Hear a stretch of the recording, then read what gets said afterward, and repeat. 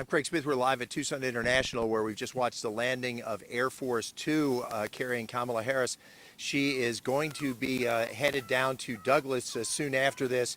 The meeting, apparently a collection of helicopters and other vehicles are going to take us down there, down her there to have some touring of the Douglas area and have a look at the border. So what one of the things that they're going to do is get in the aircraft. We saw a large contingent of Marine aircraft. Marines normally do the executive transport and operate Marine 1, Marine 2, which would be any aircraft the Vice President is in. So she is headed down there in those aircraft and due back here at about 4:30 in the afternoon. Now, word on that aircraft, interestingly enough, we were waiting for Donald Trump's aircraft here a couple of weeks ago.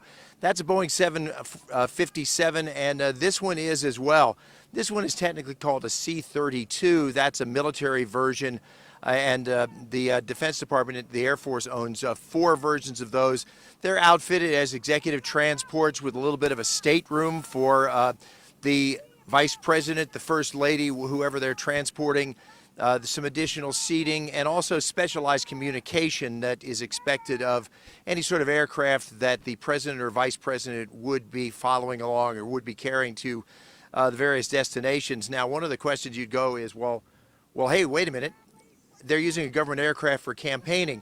And a good thing to know in this case is there's actually a protocol where they want the President and the Vice President to be attached to these aircraft that have the specialized communications and safety measures, but they then reimburse, if it's for campaign purposes, they reimburse the Air Force or the Defense Department for the operating costs of the plane. I don't really know what the hourly rate is for that and whether it truly reflects the cost of operating the planes, but there is some reimbursement that goes on.